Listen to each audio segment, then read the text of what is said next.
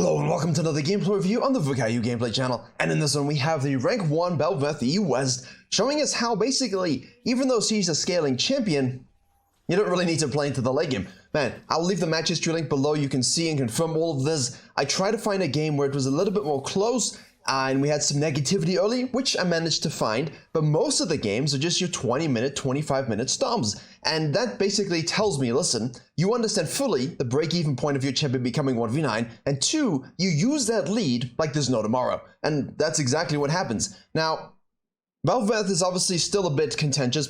Some people think she's still broken OP.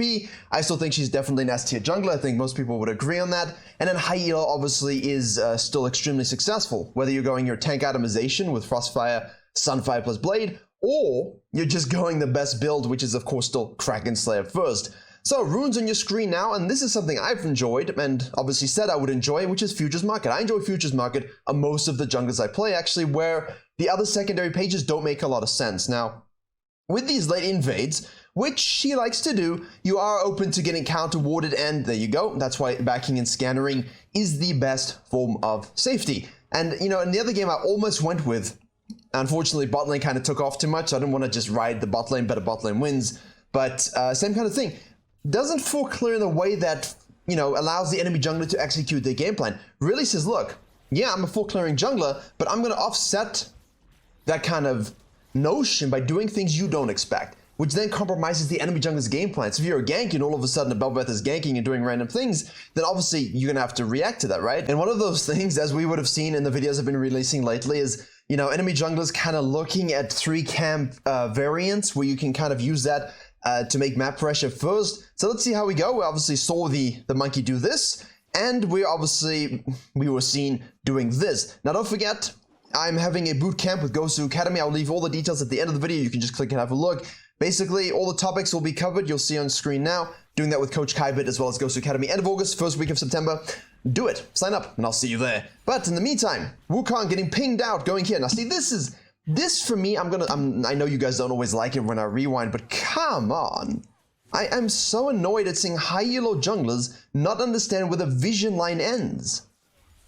You know? Look at this minion. You have to understand the little gap on the map there, and you're going to be spotted as you go by. So this gives the BEL'VETH all the information she needs, and basically now she says, well, listen, is Wukong looking to do a little bit of a loop? And can I get in there and gank it? Now, LeBlanc, yes, she just got buffed a little bit. LeBlanc is a great lane to gank. If she can hit her chains, okay, absolutely free. Now, the thing we do want to consider here is that it is still a Lissandra. She has Flash, she has W, she has E.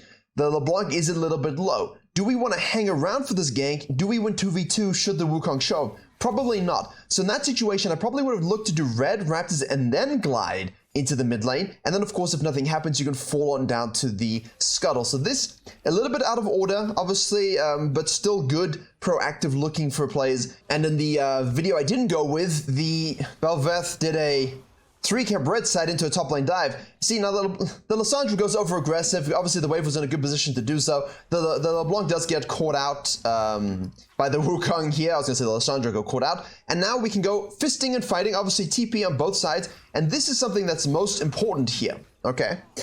I said she did a red side into a top dive. The enemy Gragas started here and was forced to counter juggle. Gragas didn't really want to do that, right? He wants to gank, but you kind of have to do that if BEL'VETH forces your hand. And the Wukong's bad pathing here is capitalized upon. Yeah, we were kind of tracking, making sure we saw what was happening. But here as well, don't go for the crab. React immediately to the action that you see. The W misses, but hopefully we can still snack up some kills ourselves. Should be able to with our E, and then obviously we'll have another Q up available to us, 2 Qs in fact, but we want to be cautious because it of course is a Leona. And you might expect a Wukong to go top side, but he could also just as well come bottom side here because he has his tier 2 Grump spawning plus his Raptors, so we do bait it and we do, and there he is, level 3. You know, I had a coaching session today where we kind of talked about this a little bit, where you force the enemy jungler to maybe make pathing he didn't want to, because obviously here he could take his red side, counter jungle, gang top lane. The Leona, what are you doing? We see you. BEL'VETH goes in. She's out of position. Silver's going to throw the pizza. And now, of course, the Wukong's a bit out of position. He does get free levelings. Samira's going to show up. So would you fully expect the Wukong to show up? Maybe, maybe not. It's really depends on his pathing. Does he want to react and help you? Or does he simply want to infuse himself? In this case, Wukong doesn't have that clear speed power that he used to. So he's obviously going to want to rotate and do some bonking. And this BEL'VETH, as I've been mentioning, loves to fight. Will not AFK farm, always looking to snowball through fighting through gold income. Now, that was good. Our gangplank is 6 and shoving because obviously a little bit of a lead on the Renekton. So red team are going to go in here without recognizing that. Sometimes you freak out and think it's the enemy GP until you realize, oh wait, that's my GP, or is that just me? And in and out gameplay, don't overcommit without your Q and without your spells up, because you know you're not going to be as useful. You haven't spent yet. You know, the Wukong has. So this is juicy, juicy, juicy good. Really, really good translation from mid lane to bottom lane, ignoring the trap, picking up the kill, baiting the Wukong in, compromising his pathing. We do have the Lissandra up here though. We would have seen that. LeBlanc was in base. Sacrifice Prom to the gods. Now we should just piss off. Alright. We should have pissed off anyway before we chased here, but you know, this, I would have just run down. You know, because if you could go into your Krugs and take your Krugs and Raptors and then reset and go top for Herald, that would have been fine. Well, not really Herald just yet, but, you know, now we've stayed out way too long. We overchase. We give the Lissandra prior. The Wukong now is basically saying, well, I'm fucked anyway. Might as well just rotate to this fight. You're dead and out of the picture with so much cash money in the bank. Futures Market will help you as well. And here we go. Wukong says no and bonks the LeBlanc. The Lissandra staying giga safe. The Silver's going to try and chuck out the pizza for the Lissandra. Just misses. Braum gets, you know, ruined by some chickens. And then BEL'VETH is respawned now. Is able to get a double W. Get a kill back on the Lissandra. But now Braum also dies. And now we're 2v1. And we're dead. You got all that? There's a lot. And in the end, that's good for an 800 gold lead. So imagine you're a red team and you think, well, we lost the game here, and then you go on an, you know, 15-minute escapade, neutralize it to some degree. Anyway, the BEL'VETH loves to fight, loves to snowball, use futures markets, you get atomization spikes, and that's how you win with snowballing junglers. It's just about getting super strong. As soon as you see the Renekton do this, by the way, you would have seen this on the minimap, you know he probably came down and warded. As soon as top laners do this, you can kind of assume it's warded. I would usually scan just to be safe. I mean, I'm seeing some junglers give blue to mid laners, and that's how you know Worlds is approaching. People are thinking about it. I don't necessarily think you should do that. They should be able to manage themselves in most elos. Don't become a, see, there you go. Don't become a, you know, platinum gold mid laner who needs blue buff. I mean, no, you really don't. It's obviously good in high elo to gain that advantage and use that advantage for sure where players are capable, but here we go. Top side. Renekton is available for some belt making, Gürtelmacher, but at the same time, we have to be careful here from the mid's MIA, and also the Wukong should be showing up somewhere. And at this point, I think he's not going to do anything to us. Ooh, that was a very nice QW, and that's rank 1 stuff right there. We will have, excuse me, cooldowns. We don't have E for another 17 seconds. We do have 2 directions of Q. Not an escape, though. We got to wait for that. Gangplank's ult does go up, so we're going to reposition again with the Q, hit the W, then we're able to use the other one, get the true form from the soul, and now we are a champion. Very nice. And our LeBlanc's, the faith we've had in the LeBlanc is Queen's applause. Thank you, Your Majesty, for using the blue in the kills that I've giveth to you and rotating to help. And obviously, now, this is where you see strong BEL'VETHs. Most average BEL'VETHs will have decent early games, but too safe, too farmy, not enough skirmishy, don't get true form fast enough, and kind of waddle around in duck form without really having that true impact. Remember, the first Herald is important. Yes, as you would have seen from my gameplay, gameplay analysis I just put out on the main channel tonight, that I'm talking a lot about objective ping pong again, where you take the first dragon, 6 to 7, you rotate 8 for this one, then you take this, and you take this, and this, and this, and you play for Elder and things like that. That's great. But BEL'VETH really cannot be compromised on that Herald. I would rather compromise a Dragon take, you know, where it was kind of 50-50, and 100% guarantee my Herald, because obviously with the fishies and with that true form, it's just so much more potent in terms of map pressure, should you need to use it. Also, 200 bonus gold. So if you got 200 bonus gold plus that, plus Futures Market, Kraken Slice completed. And with 325, it's not like it's a giga pop-off KDA, and a lot of the KDAs that you'll see in the match history are insane. High KP, great KDAs, but it's not always snowball early. It's just enough early to become strong enough to force these fights and win these fights, because this is what we're looking for, essentially. And LeBlanc has now got a little bit of zoning here. This champion is going to have to... Okay, so you're ulting, you're knocking up, and she's just going to distort out. So you don't have the damage for that because you are behind. If they do, they can, but they don't. Samira actually ends up rotating here, so the LeBlanc is...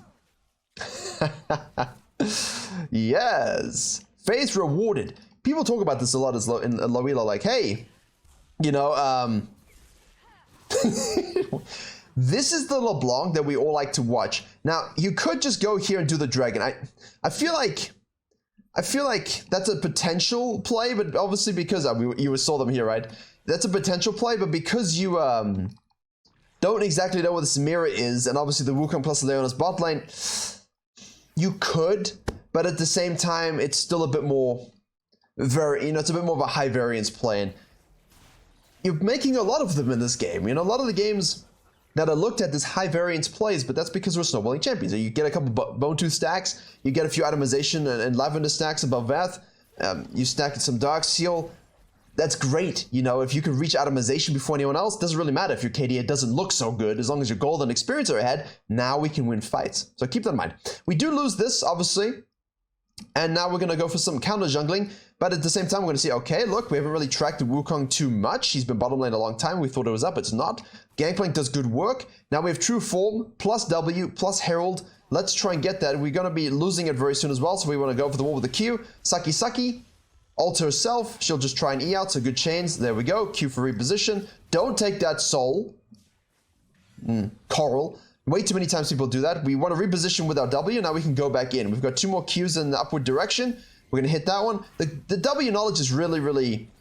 W knowledge. W skill is really good. So if you're a Ross player, obviously that's something you identify with. Very good positioning of Q to gap close for Ws or just to gap away. Now Renekton moves on down. Gets chain. Brom is here to help. And BEL'VETH will just say, hello. I'm going to... as I compliment the skill shots, as is the way, as you do. Let's see, 12-19, 4.5 plates.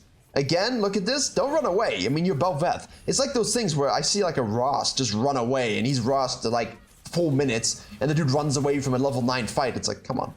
9-minute fight, just come on. You're so far ahead, take it. And this is why I love BEL'VETH, because as soon as you get to this 12-minute phase and you're Kraken Slayer done, no one's going to stop you.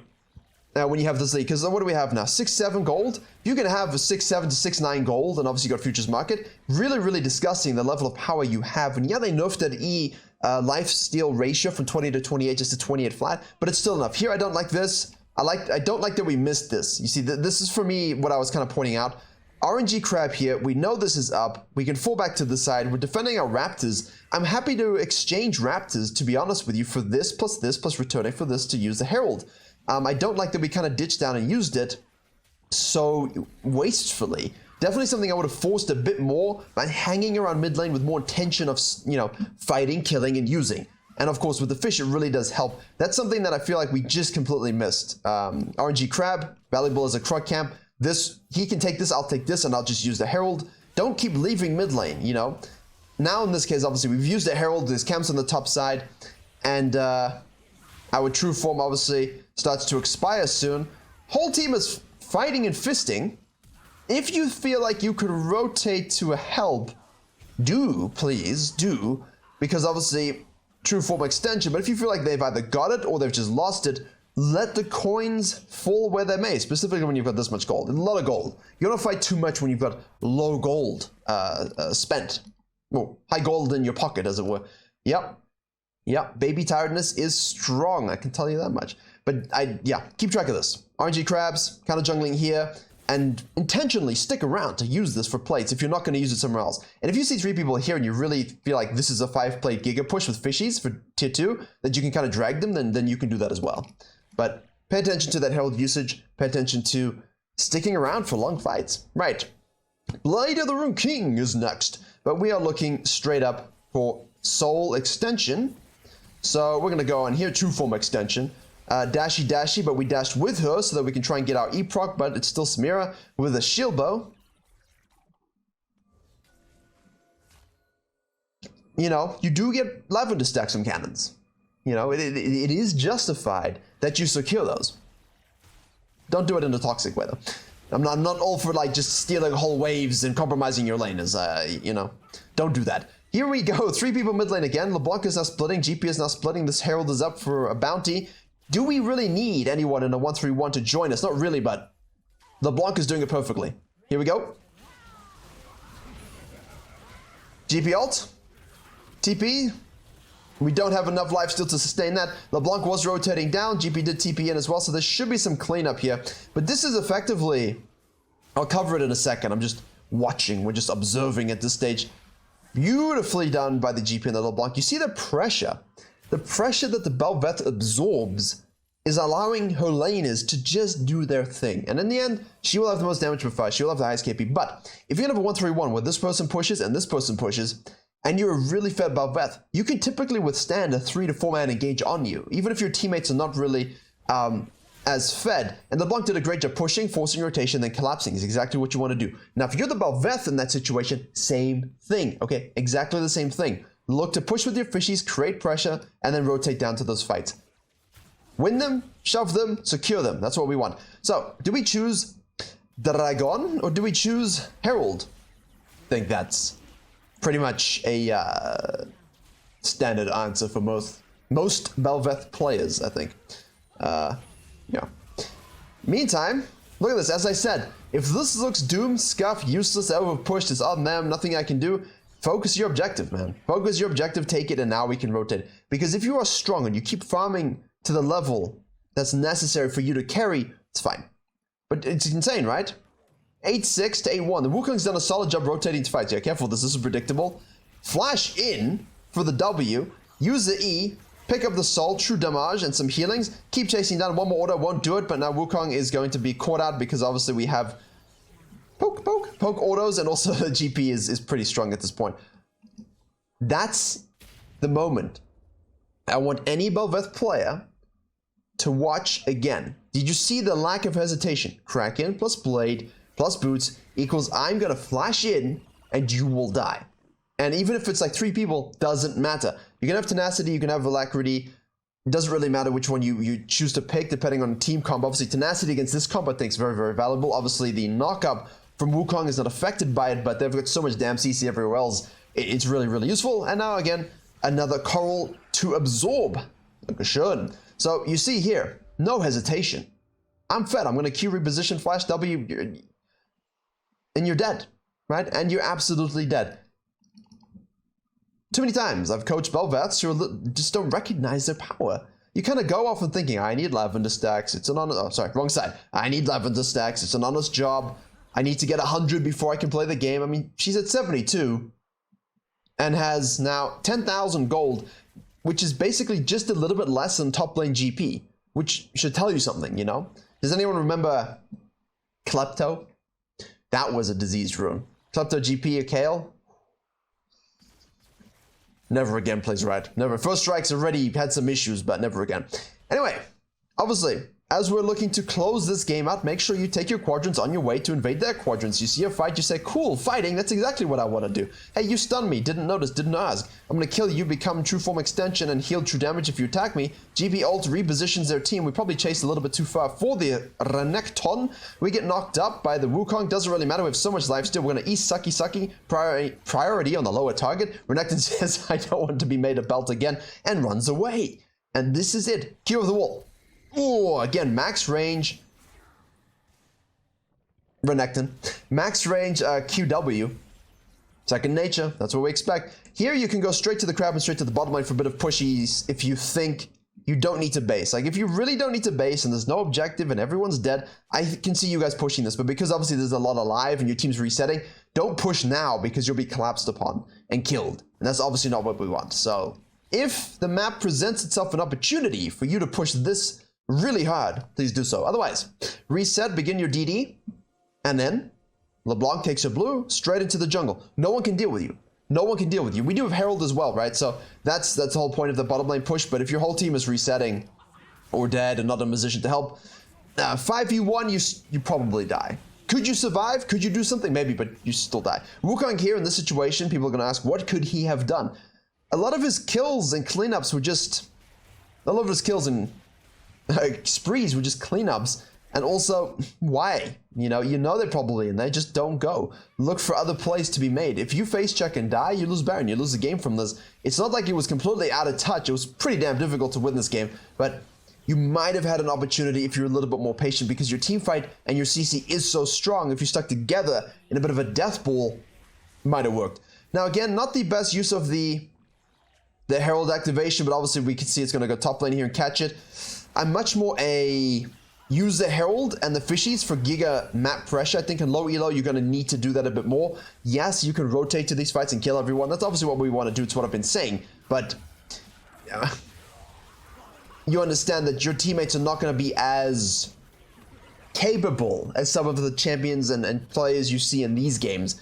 Definitely want the fish. We definitely want the Herald. And we definitely want to push. Now, what Sivir's doing is what we could be doing should our whole team rotate here and compromise themselves. But this is exactly how all these games go. The early game, the KDA doesn't look great, but it's aggressive. It forces enemy junglers to play compromised, gets a couple kills, gets a couple of assists, uses that futures market, or if he's not running it, booties and cosmic, to make sure that Krakensa is built as soon as possible, and then goes aggressive. Keeps fighting, keeps fisting, looks for objectives. Doesn't, when did we see the BEL'VETH kind of just full sequence? Like up and down 3 times. Didn't happen. Didn't happen. And there's no losing game states in his games where he needs to do that. And obviously, yes, sometimes bot lanes will lose, sometimes mid lanes will lose, sometimes top lanes will int. We've looked at that directly. And yes, you can full clear, but even more so, you can gank those lanes if they're pushed in. You can counter gank those lanes that are winning so the enemy jungler doesn't, stop your lanes winning. There's a lot of things we can do, and obviously see the main channel for those theories, but as you can see it here, Kraken Slay, Blade of the Rune King BEL'VETH, strong at all phases of the game, and probably still one of the best junglers in the game, and really nice to see great usage of Q gap close into W max range. I like that we're using the E to make sure we finish people off. The Tenacity runes came in really, really big, and not being afraid to use her lead to just absolutely say, look, there's nothing you can do about it. There's nothing you can do about it. And that's the mentality you need when you're fed BEL'VETH. But obviously, just for shits and giggles, you can kind of go Raptors, Red, Krugs, and then do the Fiddlesticks clear where you loop back here for full clear. You can do that really quickly, and that's really good if you want to gank bot lane, as well as potentially like just for Crab, mid lane, double scuttle, things like that. And if the enemy jungler starts topside and goes down and you get out ahead of them, then obviously that's a double scuttle and potentially 3 lane ganks plus a tier 2 grump that you could counter jungle. So there's a lot of cool things you can do from the full clears. But as I said, 3 camp into a lane gank here, forcing a Gragas to counter jungle you, and then cleaning up anything and just full on ganking and then resequencing was that other Gragas game. Again, match history is in the description. You can go watch that yourself until next week. Obviously the replays will still work. Really, really nice variety in the clears. Yeah. Hope you enjoyed and learned something. Thank you very much for watching, and as always, I will see you all in the next tutorial. And yes, that will be through a bootcamp with Gosu Academy and of course Coach Kybit alongside me to make you a genius League of Legends player in 10 days. And apparently I only wear vests in my content so that to eat this from Instagram, but as you can see, I do look quite teachery. But what shall we be learning and when shall we be learning it? End of August, first week of September, 22nd of August is the first day we shall start. Coach Kybit and myself will take turns giving you master lessons, as well as having VOD review classes and a variety of other jungle coaches and League of Legends lane coaches helping you out every single day. And obviously I'm a jungle EDU YouTuber, so I believe and trust all the videos I put out there, but having a sort of active learning principle behind everything we do is significantly better. You've got the teachers and you've got the coaches overseeing how you're learning and giving you actionable goals to apply those tips to your games. You simply sign up through the site, you get access to the exclusive Discord, and wait and be ready. There are a variety of packages available for you. Basically, for the cost of 1 coaching session, you're getting about 30 coaching sessions. And obviously, there is VOD review access 100% to everything you need. If you miss a lesson, you will be able to watch it on VODs. Click the link in the description below, and it will be pinned in the comment section for 10% off for the first people who sign up. I'm really looking forward to talking more about this in the coming weeks, and I look forward to seeing everybody there. And maybe if we get like 1,000 signups, I'll do a Fiora cosplay.